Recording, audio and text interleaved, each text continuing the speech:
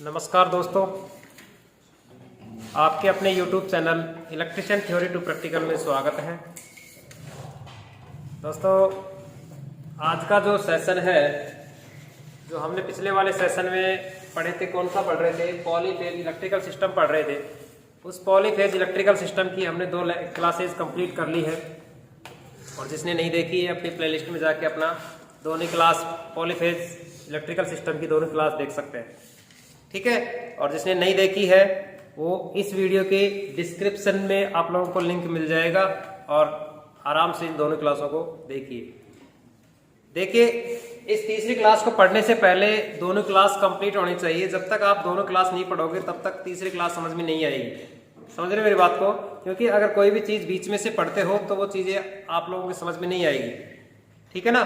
तो उस तीसरी क्लास को समझने के लिए हमको स्टेप बाय स्टेप चलना पड़ेगा, ठीक है। तो हमने 2 क्लासों में कंप्लीट कर लिया था, शायद हमने आधा सा चैप्टर कंप्लीट कर लिया था, कुछ आज लास्ट इस सेशन में हम कंप्लीट कर देंगे। तो हमने शक्ति का जो मापन करेंगे आज तीसरी क्लास के अंदर, शक्तियों का मापन करेंगे। जो हमारे पास जैसे एकल वाट मीटर विधि होती है, 2 वाट मीटर विधि होती है, और 3 वाट मीटर विधि होती है, ठीक है। तो जैसे हमने पिछली क्लास में पढ़ा था कि लाइन फेज, वोल्टता फेज, लाइन धारा, ये चीज़ें हमने आप कंप्लीट पढ़ लिया। बैलेंस और अनबैलेंस भी पढ़ लिया था ना। तो वो चीज़ें वहाँ तक कंप्लीट हो गई है, और वहीं से हम क्या करते हैं, उसको स्टार्ट करते हैं आगे की ओर। देखिए, सबसे पहले हम मापन की बात हम यहाँ पे करते हैं। तो मापन होता क्या है कि कोई भी चीज़ का मापन करना, यानी प्रतिरोध का मापन करना, ठीक है। कि हमने मान लिया कि स्टार और डेल्टा दोनों की बात हम करेंगे, तो स्टार और डेल्टा दोनों का मापन होना चाहिए, यानी उसकी प्रतिबाधा का भी मापन होना चाहिए। अगर उसका वाट मीटर के माध्यम से अगर उसका मापन नहीं करते हैं तो हमारे पास ये जो मापन विधियां होती हैं, एकल वाट मीटर विधि और 2 वाट मीटर विधि और 3 वाट मीटर विधि, ये वाट मीटर के अनुसार ही काम करते हैं। लेकिन वाट मीटर के अंदर 2 कॉइल होती है, एक तो होती है हमारे पास प्रेशर कॉइल और दूसरी होती है करंट कॉइल, ठीक है भाई। जैसे एकल वाट मीटर विधि होती है, उसके अंदर 1 वाट मीटर विधि का प्रयोग होगा, ठीक है। और 2 वाट मीटर विधि है तो उसके अंदर 2 वाट मीटर विधि का प्रयोग होगा। 3 है तो 3 का प्रयोग होगा, ठीक है। जैसे उसके अंदर हमारे पास एक चीज होती है कि जितने हमारे पास फेस होंगे, ठीक है, उस फेस के अकॉर्डिंग क्या होगा, n-1 होता है। n-1 होता है। n क्या है, इनकी फेजों की संख्या, यानी कि एक फेस है तो हमारे पास जितने भी 2 फेस है, 2 फेस में तो 1, यानी कि 1 वाट विधि में हमारे पास कितने वाट मीटर लगेंगे, 1 लगेगा। 3 है तो हमारे पास कितने लगेंगे, 3 लग जाएंगे, ठीक है। तो हमारे पास 4 तार निकल के आएंगे, 1 माइनस हो जाएगा, तो हमारे पास 3 वाट मीटर विधि हो जाएगी। 2 है तो हमारे पास 3 माइनस 1 हो जाएगा, 2 वाट मीटर विधि का प्रयोग होगा। तो ऐसे हम क्या करेंगे, इन चीजों को पढ़ेंगे। देखिए, इनको पढ़ने से पहले हमारे को ये चीज देखनी है कि हमारे पास ये जो टॉपिक है मापन विधियां, इन मापन विधियों के अंदर सबसे ज्यादा इंपॉर्टेंट टॉपिक माना जाता है कि यहाँ से क्वेश्चन बनता है, ठीक है। तो वहां से क्वेश्चन बन सकता है कि हमारे पास 2 पावर दी हुई है, दोनों बराबर दे रखी है, और एक कंडीशन ये आ जाती है कि एक पावर बढ़ रही है और एक घट रही है, तो हमारे पास कौन से एंगल के रूप में हम काम करेंगे, ठीक है। तो उसके अंदर कौन से वाट मीटर का प्रयोग करेंगे, तो वो चीजें हम आप लोगों को याद इस टॉपिक के अंदर, इस क्लास के अंदर पढ़ेंगे, ठीक है। लेकिन बात यहाँ पे ये आती है कि एकल वाट मीटर विधि का जो प्रयोग होता है वो हमेशा असंतुलित के लिए किया जाता है, यानी कि मतलब संतुलित के लिए किया जाता है, असंतुलित के लिए नहीं किया जाता है, ठीक है। 2 वाट मीटर विधि होती है, वो हमारे पास कौन सी होती है, किसके लिए करते हैं हम, असंतुलित के लिए करते हैं। और जो 2 वाट मीटर विधि है वो दोनों के लिए करते हैं हम, और जो 3 वाट मीटर विधि है वो केवल संतुलित के लिए, असंतुलित के लिए करते हैं। तो यानी कि जो 2 वाट मीटर विधि होती है वो सबसे इंपॉर्टेंट विधि होती है, ठीक है। तो सबसे ज्यादा ध्यान कौन से वाट मीटर विधि के ऊपर करते हैं हम, 2 वाट मीटर विधि के उपयोग करते हैं, ठीक है। 1 के लिए और 2 के लिए, 3 के लिए हम इतना ज्यादा क्वेश्चन नहीं बनता है, जहां से 2 के ऊपर न्यूमेरिकल भी बनता है, ठीक है। तो चलिए हम देखते हैं। सबसे पहले हम बात यहाँ पे करते हैं कि मापन का, शक्तियों का मापन। और शक्तियों के मापन को पढ़ने से पहले आप लोगों को एक बता दूं कि जिसने भी छात्रवृत्ति का फॉर्म नहीं भरा है ITI में, वो फॉर्म जल्द से जल्द भर दे, क्योंकि साइट का कोई पता नहीं, साइट कभी भी बंद हो सकती है। लेकिन वैसे तो डेट उसकी बढ़ा दी गई है, 31 जनवरी हो गई है, ठीक है। लेकिन छात्रवृत्ति वही भरना जो OBC, BPL, SC ST, MVC। ठीक है, तो टॉपिक हमारा है शक्ति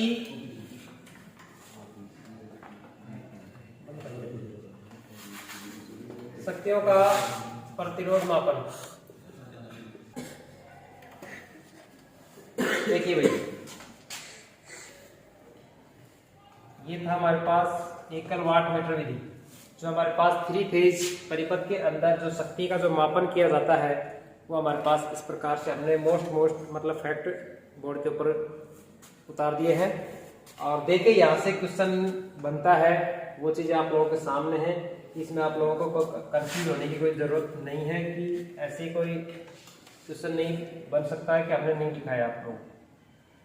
ठीक है, जो मोस्ट फैक्ट थे हमने आप लोगों को नोट करवा दिया। तो देखिए यहाँ पे हमारे पास 3 फेज परिपथ के अंदर जो शक्ति का जो मापन होता है, तो सबसे पहले हमारे पास है कि वाट मीटर की संख्या के आधार पर 3 फेज परिपथ में शक्ति का मापन निम्न विधियों से किया जाता है। देखो, हमने चैप्टर को स्टार्ट करने से पहले भी आप लोगों को बता दिया था कि हमारे पास जो 3 फेज सर्किट होता है उस परिपथ के अंदर यानी कि उसका मापन पावर का जो मापन किया जाता है वो हमारे पास 3 वाट मीटर विधियों के माध्यम से करते हैं। जिसमें हमारे पास पहला है एकल वाट मीटर विधि, दूसरा है 2 वाट मीटर विधि और तीसरा है 3 वाट मीटर विधि। ठीक है, तो हम बात यहाँ पे एक नोट डाल के लिखा है हमने, यहाँ से क्वेश्चन आ सकता है। ठीक है, वेरी मोस्ट। ठीक है, तो क्वेश्चन क्या है कि नोट डाल के हमने लिखा है कि यदि n फेजों की संख्या हो तो, यानी कि n फेजों की संख्या मतलब सिंगल फेज भी हो सकता है और 3 फेज भी हो सकता है, 2 फेज भी हो सकता है। तो यहाँ पे n फेजों की संख्या हो तो प्रयुक्त होने वाले वाट मीटरों की संख्या n-1 होती है। अगर मान लिया कि सिंगल फेज है तो हमारे पास 2 तार चलते हैं, फेज और न्यूट्रल होता है ना, तो हमारे पास कितने तार हुए? 2 हुए, तो हमारे पास 2 - 1, तो वाट मीटर कितने लगेंगे? 1 लगेगा। किसमें? सिंगल फेज सप्लाई में। 2 फेज सप्लाई हमारे पास है तो हमारे पास 2 फेज है, L1 L2 और तीसरा न्यूट्रल चलता है, तो हमारे पास कितने हो गए? 3 - 1, तो हमारे पास कितने वाट मीटर हुए? 2। 3 फेज है हमारे पास, 4 चलते हैं, तो 4 - 1 वाट, तो हमारे पास कितने हुए? 3 वाट मीटर विधि हुई। 3 वाट मीटर का प्रयोग किया जाएगा। समझ में आई? इस लाइन का मतलब यहाँ पे ये चीज है कि n-1 होता है, जितने फेजों की संख्या होगी उस हिसाब से हम इसको क्या कर सकते हैं, लिख सकते हैं। ठीक है ना। अब देखिए, सबसे पहले हमारे पास है एकल वाट मीटर विधि। एकल वाट मीटर विधि का मतलब यहाँ पे है कि ये संतुलित भार के ऊपर क्या करता है, लागू होता है। ठीक है, कौन से पे? यानी कि बैलेंस लोड के ऊपर काम करता है। और जो हमारे पास 3 वाट मीटर विधि होती है वो अनबैलेंस्ड के रूप में काम करती है। ठीक है, तो यह विधि संतुलित भार पर लागू होती है। इसमें केवल एक ही वाट मीटर काम में लिया जाता है, यानी कि सिंगल फेज है। आप लोगों को मैंने बताया कि सिंगल फेज हमारे पास 2 है, 2 - 1 वाट, कितने वाट मीटर लगेंगे? 1। देखिए डायग्राम में भी हमारे पास क्या लगे हुए, एक ही वाट मीटर लगा हुआ है ना, तो हमारे पास ये वाट मीटर है। देखिए हमारे पास ये सीसी लिखा है और ये पीसी लिखा है। इसका मतलब क्या होता है कि सीसी का मतलब क्या होता है, यहाँ पे करंट कॉइल, क्या होता है? Current coil. और पीसी का मतलब क्या होता है? Pressure coil, pressure coil. ठीक है, करंट कॉइल और प्रेशर कॉइल। वाट मीटर में 2 कॉइल होती है हमारे पास, करंट कॉइल और प्रेशर कॉइल। ठीक है, तो ये एक वाट मीटर विधि एक फेज में लग गया, आर में लगा है। अब देखिए यहाँ पे एक वाट मीटर लगा है, एक फेज में लगा है, तो तीनों का करंट अलग अलग हो रही है, IR, IB और IY। ठीक है, तो ये हमारे पास इसकी प्रतिबाधा है। Z क्या है? प्रतिबाधा। Z क्या है? प्रतिबाधा है। 3 प्रतिबाधा तीनों फेज में लगा हुआ है, रेजिस्टेंस जिसको हम बोलते हैं। तो तीनों के अंदर क्या है? करंट अलग अलग हो रही है। एक फेज के अंदर हमने 1 वाट मीटर का प्रयोग किया है, तो हमने एक फेज में लगा दिया। दूसरे फेज में हमने दोनों को क्या कर दिया? कनेक्ट कर दिया, यानी 2 फेजों के बीच में हमने क्या लगा दिया? 1 वाट मीटर का प्रयोग कर लिया। तो हम यही कह सकते हैं कि एकल वाट मीटर के अंदर क्वेश्चन यहाँ से बन सकता है, एकल वाट मीटर विधि में कितने वाट मीटर का उपयोग किया जाता है? 1 वाट मीटर का प्रयोग किया जाता है। तो यहाँ से हम देखिए, यह विधि स्टार तथा डेल्टा दोनों प्रकार के लोड संयोजन में प्रयुक्त की जाती है। ये कंडीशन बाउंडेशन नहीं है कि ये कनेक्शन ओनली एकल वाट मीटर विधि का प्रयोग स्टार के अंदर ही होगा या डेल्टा के अंदर ही होगा। दोनों कनेक्शन यानी दोनों संयोजनों के अंदर ये प्रयोग किया जा सकता है। ठीक है ना। तो देखिए यहाँ पे हमारे पास दोनों वाट 1 वाट मीटर विधि है, तो हमारे पास पोजीशन 2 होती है। ठीक है, तो पहली पोजीशन हमारे पास है पहले वाट मीटर के अंदर, जब अगर W1 पोजीशन 1 पर होता है तो P1 लाइन वोल्टेज, लाइन धारा cos 30+5 होता है। ये ध्यान रखना है यहाँ पे कि अगर हमारे पास 1 वाट मीटर विधि के अंदर अगर पोजीशन फर्स्ट के अंदर हमारे पास प्लस होगा 30+5 होगा, और दूसरी वाट मीटर के अंदर हमारे पास P2 के अंदर क्या होगा 30-5 होगा। ठीक है, लाइन वोल्टेज भी होगी, धारा लाइन करंट भी होगी, और 30-5 होगा। पहली पोजीशन के अंदर प्लस होगा, दूसरी पोजीशन के अंदर माइनस होगा। तो हम इस प्रकार से जब एक प्लस और एक माइनस है तो हम वो हमारे पास दोनों वाट मीटर अगर पावर की अगर बात करते हैं, दोनों पावर क्या होगी वहां पे जुड़ेगी। समझ गए मेरी बात को? दोनों पावर उस कंडीशन के अंदर क्या होगी, पावर जुड़ेगी। तो हमारे पास दूसरी पोजीशन के अंदर हमारे पास ये चीज कि पावर 2 के अंदर लाइन वोल्टेज लाइन धारा cos 30-5 है कि नहीं है? जब दोनों अगर प्लस और माइनस में है तो हमारे पास दोनों पावर क्या हो जाएगी, जुड़ जाएगी। यानी टोटल कुल पावर की अगर मैं बात करता हूं तो W बराबर क्या होगा P1 + P2 हो जाएगा। ठीक है, तो ये हमारे पास था सिंगल वाट मीटर विधि का प्रयोग। चीजें क्लियर है सभी के? यहां से क्वेश्चन, एक क्वेश्चन यहां से ये बनता है, पावर वाला बनता है। ठीक है, दूसरा क्वेश्चन हमारे पास यहां से बनता है, यानी कि सिंगल वाट मीटर विधि के अंदर किस प्रकार का लोड होता है तो वहां पे किस प्रकार का होगा, संतुलित भार होगा। ठीक है, तीसरा क्वेश्चन यहां से ये बनता है कि एकल वाट मीटर विधि के अंदर कितने वाट मीटर का प्रयोग किया जाता है, 1 वाट मीटर का विधि का प्रयोग किया जाता है। चाहे आप लोग कितने भी वाट, कितनी भी फेज की संख्या हो, 3 फेज हो चाहे सिंगल फेज हो, कितनी बड़ी लाइन हो, तो हमारे पास एक फॉर्मूला लिखा है हमने ये वाला। इस फॉर्मूले से हम क्या कर सकते हैं, वाट मीटर की संख्या ज्ञात कर सकते हैं। क्लियर? n-1 से कर सकते हैं, नहीं? क्लियर? सभी के समझ में आ गया? हाँ सौरभ, उतार लिया? उतारिए इसको फटाफट।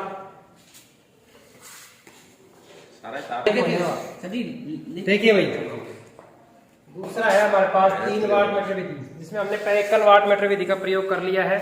क्योंकि 3 वाट मीटर विधि का हम प्रयोग इस वजह से लिया है, पहले क्योंकि ये पहली और तीसरी वाट मीटर विधि है वो थोड़ी सी कम इम्पोर्टेंट है, यानी कि जो वो 2 वाट मीटर विधि है वो सबसे वेरी वेरी इंपॉर्टेंट है। इस वजह से दूसरी को हम थोड़ी सी बाद में उसको डिटेल से पढ़ेंगे। ठीक है, तो देखिए हमारे पास 3 वाट मीटर विधि का प्रयोग हम कर रहे हैं। तो सबसे पहले हम बात करते हैं कि यह विधि स्टार संयोजित लोड यानी कि स्टार कनेक्शन में ही शक्ति ज्ञात करने के लिए प्रयुक्त किया जाता है। देखिए हमने आप लोगों को बताया कि एकल वाट मीटर विधि के अंदर स्टार और डेल्टा दोनों कनेक्शन हम कर सकते हैं, क्योंकि जो 3 वाट मीटर विधि है उन 3 वाट मीटर विधि में ओनली स्टार कनेक्शन में के अंदर ही 3 वाट मीटर विधि का प्रयोग किया जाता है। 3 वाट मीटर विधि का प्रयोग यहाँ पे इस वजह से करते हैं कि इसके अंदर कितने वाट मीटर लगते हैं, 3 वाट मीटर विधि लगते हैं, 3 वाट मीटर लगते हैं। ठीक है, तीनों फेसों के अंदर, यानी कि एक पहला वाट मीटर इसके लाइन की श्रेणी क्रम में जुड़ा हुआ होता है। ठीक है, प्रत्येक, और उसके बीच में एक हमारे पास क्या होता है, न्यूट्रल, और उसकी जो प्रेशर कॉइल होती है उस प्रेशर कॉइल वो तीनों वाट मीटर की न्यूट्रल से संयोजित किया जाता है। और तीनों वाट मीटर विधियों का एक एक फेस यानी करंट कॉइल का श्रेणी क्रम में, लाइन के श्रेणी क्रम में संयोजित किया जाता है, और दूसरा तार उसके न्यूट्रल तार से कनेक्टेड किया जाता है। तो देखिए यहाँ पे हमने आपको थोड़ा सा डिटेल से इसको समझा रखा है। इसमें प्रत्येक वाट मीटर की प्रेशर कॉइल का एक सिरा लाइन से, दूसरा सिरा न्यूट्रल से जुड़ा रहता है। यानी कि मैं आप लोगों को बताया कि एक तार तो उसका लाइन के श्रेणी क्रम में जुड़ा हुआ होता है और दूसरा उसके न्यूट्रल से संयोजित किया जाता है। ठीक है, सभी वाट मीटर फेज शक्ति यानी फेज पावर मापते हैं। ध्यान रखना कि वाट मीटर का मतलब क्या होता है, वाट मीटर लगाने का मतलब मकसद क्या है यहाँ पे, वो हमेशा क्या करता है, फेज पावर को मापता है। किसको मापता है वो? फेज पावर को। फेज पावर को क्या करता है, मापता है, यानी कि पावर या शक्ति को मापने के लिए वाट मीटर का प्रयोग किया जाता है। ठीक है, तो देखिए यहाँ से हमारे पास शक्ति सभी टोटल पावर वाट मीटर की शक्ति के बीजीय योग के बराबर होती है। तो हमारे पास 3 वाट मीटर विधि है, तो हमने कितने वाट मीटर लगाएंगे, 3 लगाएंगे। तो तीनों का टोटल हमारे पास क्या हो जाए, टोटल पावर हमारे पास है W बराबर W1 plus W2 plus W3। तो हमारे पास 3 वाट मीटर हमारे पास तीनों फेसों की लाइन के श्रेणी क्रम में संयोजित किए गए हैं। ठीक है, यह विधि असंतुलन लोड के लिए प्रयुक्त की जाती है। ठीक है, ये विधि किसके लिए, अनबैलेंस्ड के लिए प्रयोग किया जाता है। एकल वाट मीटर विधि बैलेंस के लिए और 3 वाट मीटर विधि अनबैलेंस के लिए प्रयोग की जाती है। और 2 वाट मीटर विधि होती है दोनों, यानी बैलेंस और अनबैलेंस दोनों विधियों में क्या करते हैं, काम करती है। ठीक है, उसके अंदर भी स्टार और डेल्टा दोनों कनेक्शन प्रभावित किए जा सकते हैं। देखिए यहाँ से हमने सर्किट डायग्राम बना रखा है इसका। तो देखिए एक फेस हमारे पास आर है जिसके हमारे पास जो करंट होगी आई आर होगी, ठीक है। इसके अंदर हमारे पास एक वाटमीटर हमने लगा रखा है और ये हमारे पास न्यूट्रल पॉइंट है। और इन तीनों फेसों के बीच में यानी कि न्यूट्रल पॉइंट तीनों का हमने क्या कर रखा है, कॉमन कर रखा है, ठीक है। इसका भी कॉमन, इसका भी कॉमन और इसका भी कॉमन। और प्रत्येक वाटमीटर का एक सिरा लाइन के श्रेणी क्रम में हमने संयोजित कर रखा है। कर रखा है कि नहीं कर रखा है? कर रखा है ना। उसी प्रकार से हमारे पास तीनों के अंदर धारा अलग अलग आ रही है, तो हमारे पास कौन सा होगा, थ्री फेज होगा, ये थ्री फेज वाटमीटर होगा, ठीक है। ये चीज हमारे पास चार तार आ रहे हैं यहाँ पे, तो 4 - 1 बराबर कितना हुआ, 3। तो हमने जो फर्स्ट लाइन जो लिखी थी n-1 वाली वो चीजें यहाँ पे लागू होती है। देखिए 4 तार हमारे पास है, तो 4 - 1 बाद कितने वाटमीटर लगेंगे, 3 वाटमीटर। क्लियर।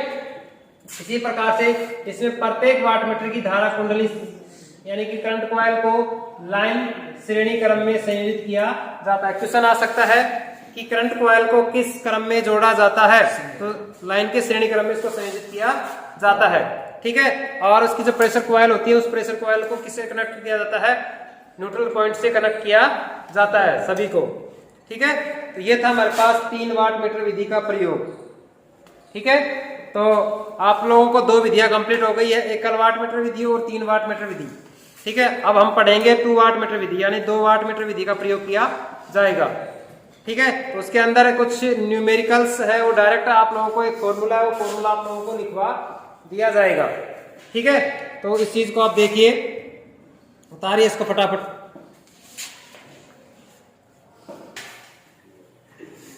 देखिए भाई 2 वाटमीटर विधि, हमने 2 वाटमीटर विधि कंप्लीट कर ले, एकल और 3, ठीक है। 3 फेज की जो शक्ति का जो मापन हम कर रहे हैं, ये तीसरी विधि है जो 2 वाटमीटर विधि का प्रयोग हम कर रहे हैं। यहाँ से हमने जहां से जो फैक्ट बनता है, जहां से सवाल बनता है, वो डायरेक्ट आप लोगों को मैंने नोट करवा दिया। जो सूत्र होता है वो किस प्रकार से काम करेगा, एक उसका न्यूमेरिकल भी हो जाएगा, कर लेंगे तभी, और एक उसके बाद में जो एक टेबल है वो टेबल तैयार करता है लास्ट, ठीक है। तो देखिए यहाँ पे हमारे पास है 2 वाटमीटर विधि का, यह विधि स्टार तथा डेल्टा दोनों में संयोजित लोड की शक्ति ज्ञात करने के लिए प्रयुक्त किया जाता है। क्वेश्चन आ सकता है कि 2 वाटमीटर विधियों का कनेक्शन कौन कौन से कनेक्शन किया जाता है, दोनों विधियों में हम कर सकते हैं, स्टार और डेल्टा दोनों कनेक्शन हम कर सकते हैं, ठीक है ना।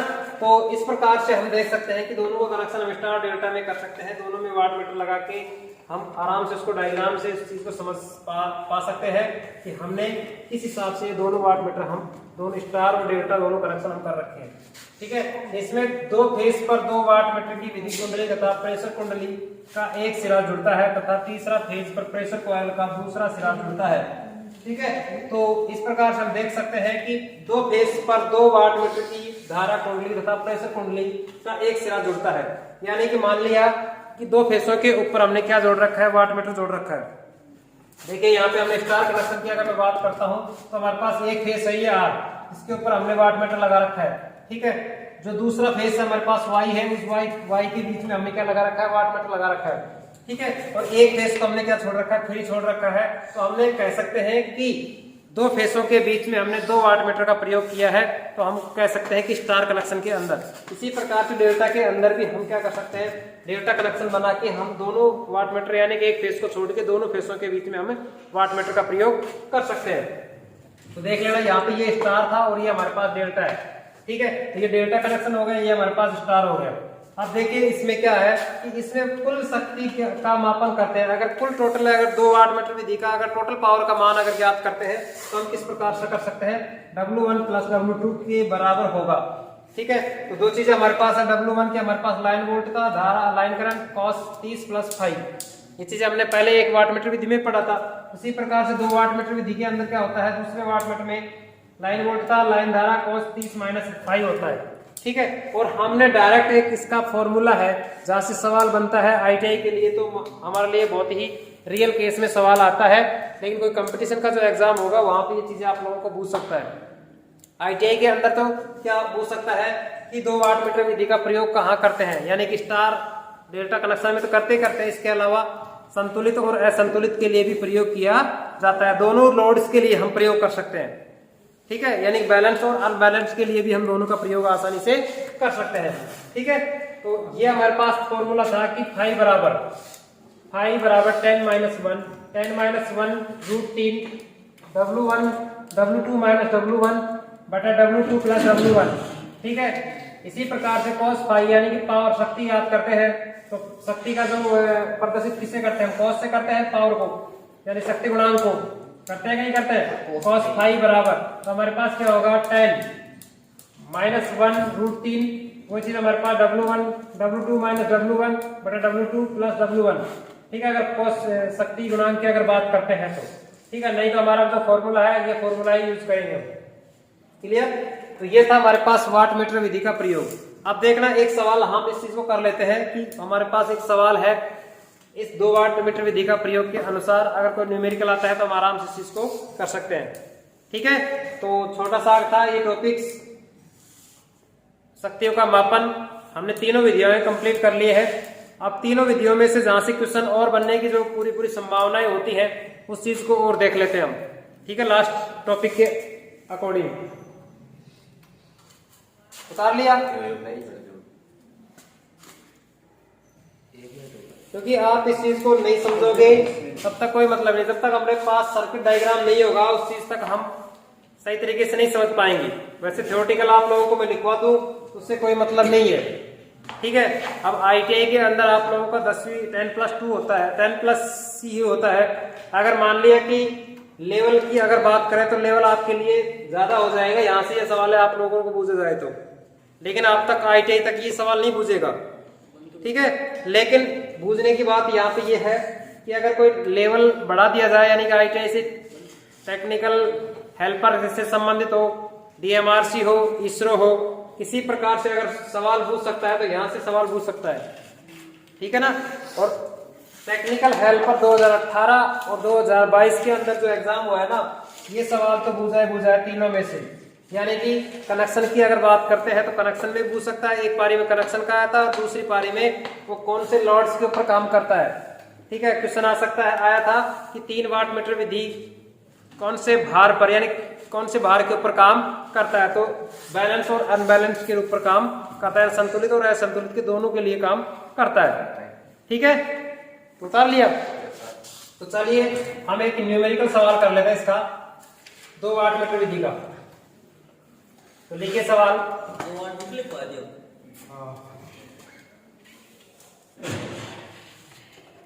बंद करते हैं।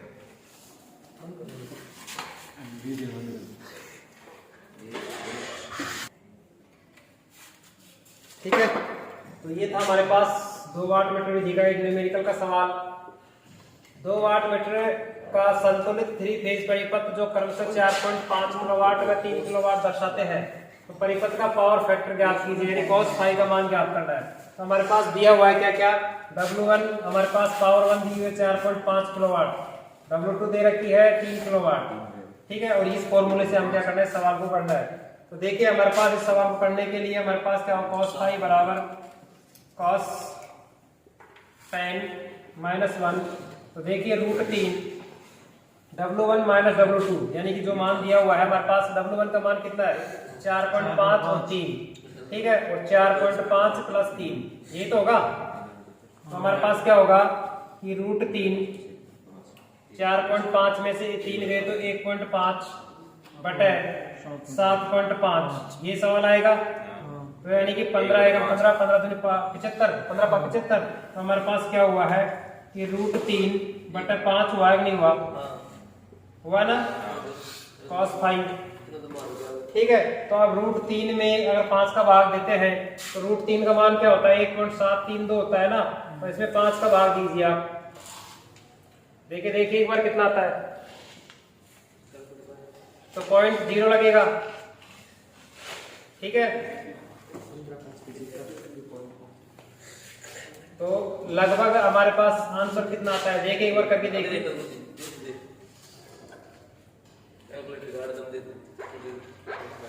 यहाँ तक सभी का क्लियर होना चाहिए। जो मान हमने रखा है √3 बटे 5 1.7, तो लगभग हमारे पास आता है 0.34 cos फाई। कॉस का मान जो फाई का भी मान होगा हमारे पास 0.34 पॉइंट कितना मान समझियों को रूट 3 को 1.732 होता है ना। तो ये लगभग हमारे पास ये आंसर आएगा यहाँ पे कितना होगा जी 0.34 64 34 34 64 ये बहुत ज्यादा लगा है ठीक है। तो लगभग हमारे पास cos फाई का मान हमारे पास ये आएगा। ठीक है भाई, तो ये था हमारे पास न्यूमेरिकल का सवाल। और अब देखते हैं जो फैक्ट हमारे पास सवाल आता है कहाँ से बनता है, वो चीजें आप लोगों को एक टेबल के अनुसार उस चीज को हम समझाते हैं। तो लास्ट टॉपिक हमारा है वो, और ये इसके बाद में हमारे पास जो पॉलीफेज सिस्टम है, पॉलीफेज सिस्टम कंप्लीट हो जाएगा। 3 क्लासों के अंदर हमने इस चैप्टर को कंप्लीट किया है। कितना बताया था? 1.732 1.732 बटा 5 0.7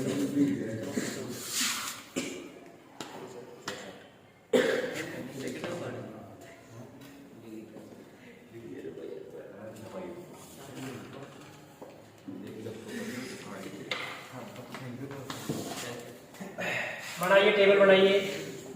क्रम संख्या,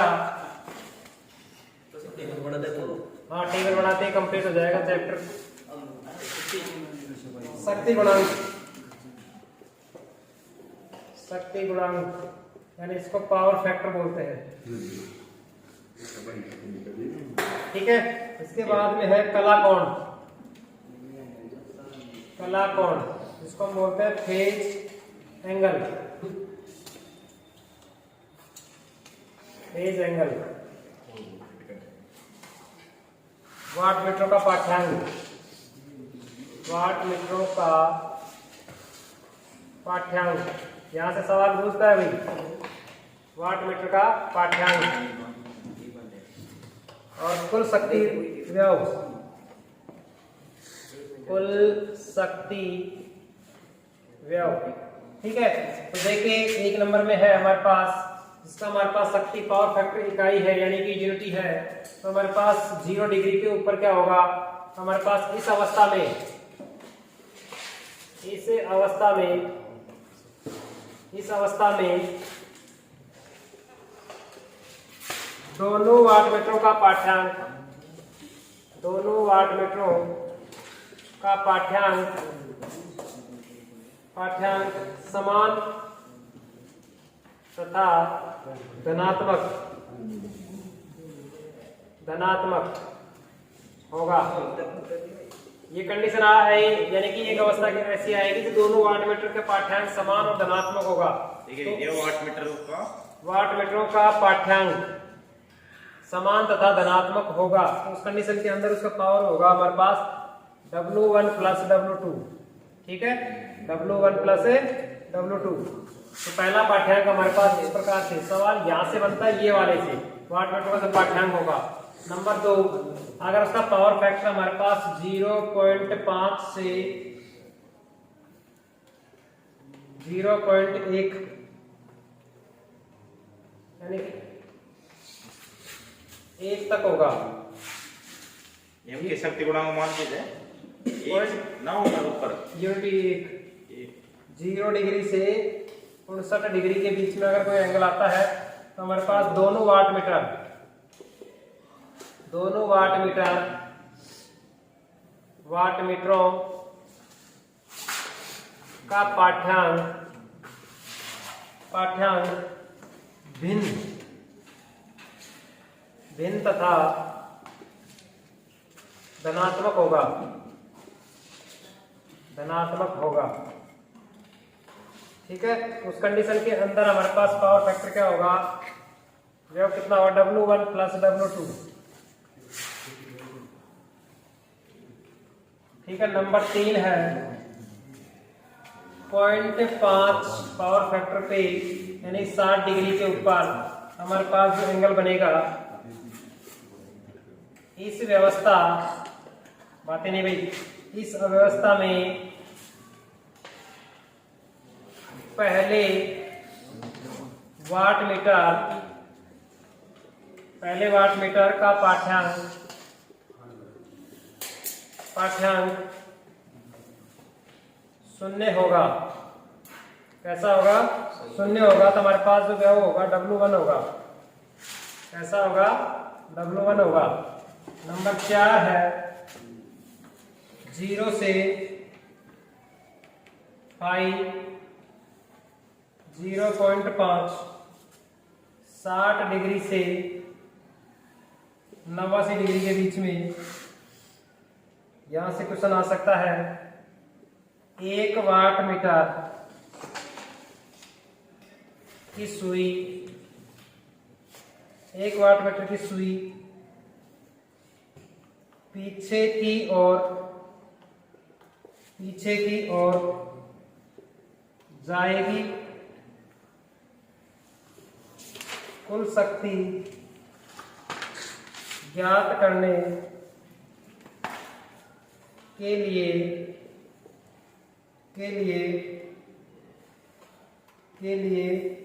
इसकी करंट कॉइल या प्रेशर कॉइल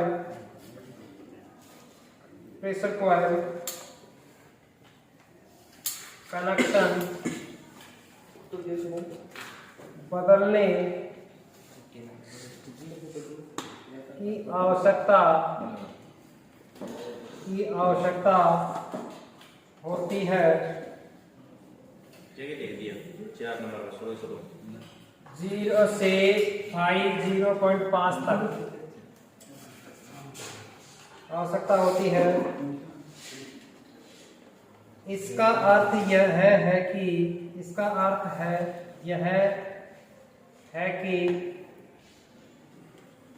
इस वाट मीटर के पाठ्यांक को दूसरे वाट मीटर के पाठ्यांक से घटाना है। तो उस कंडीशन के हमारे पास क्या होगा? W1 माइनस W2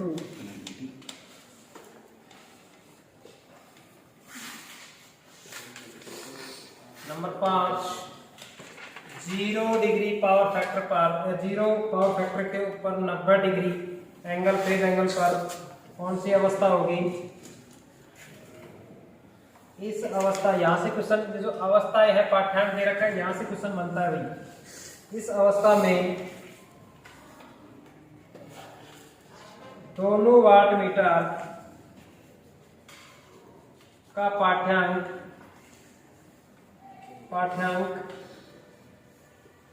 समान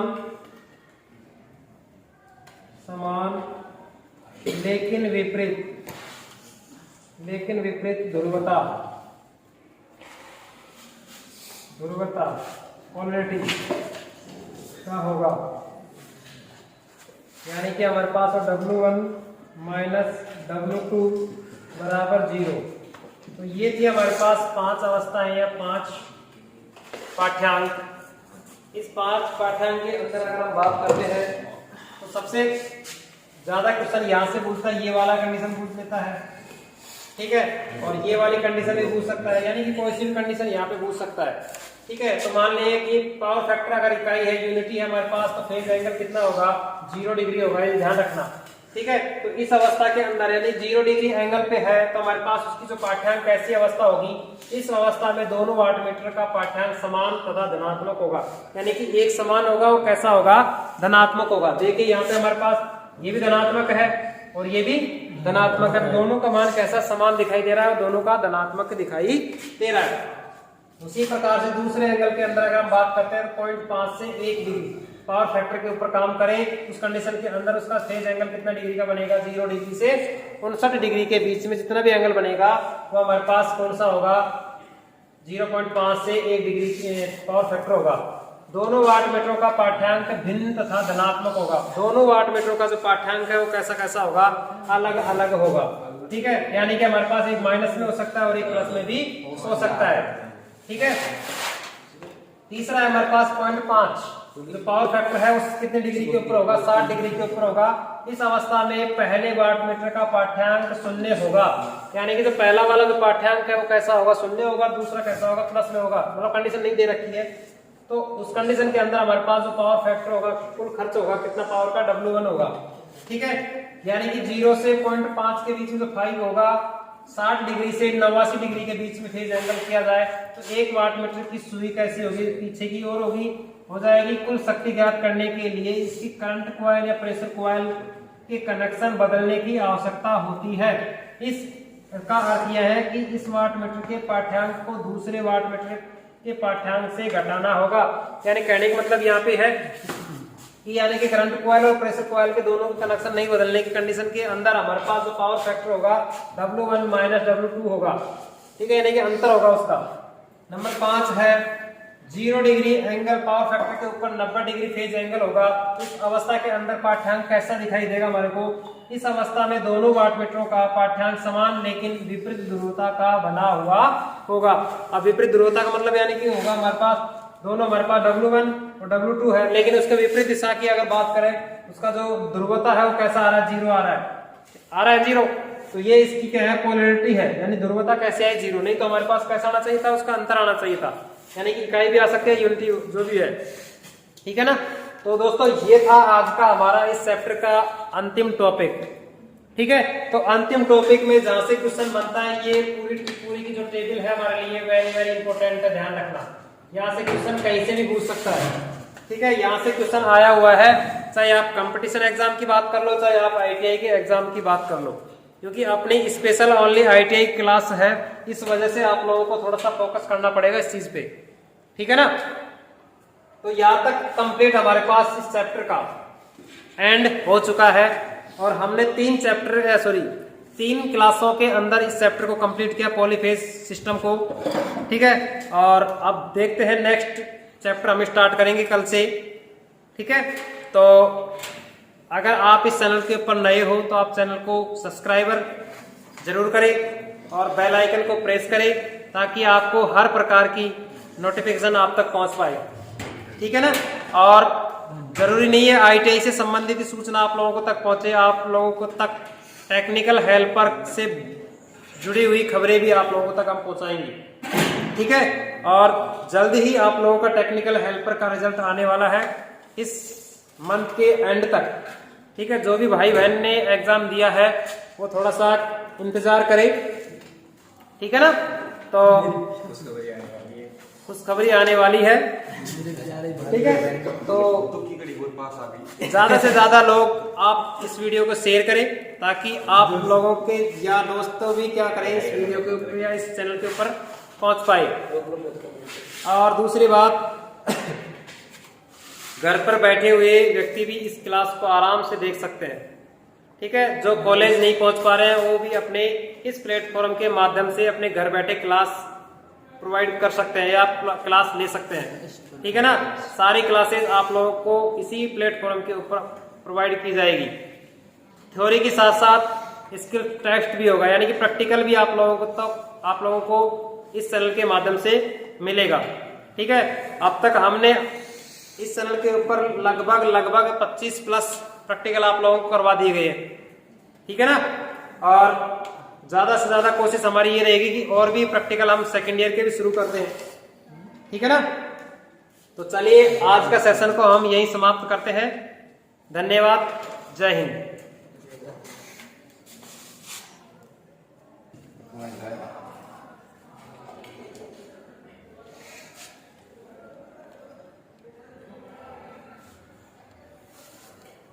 ये हमारे पूरे स्टूडेंट्स हैं और ये पूरी हमारी लैब है भाई। ठीक है दोस्तों।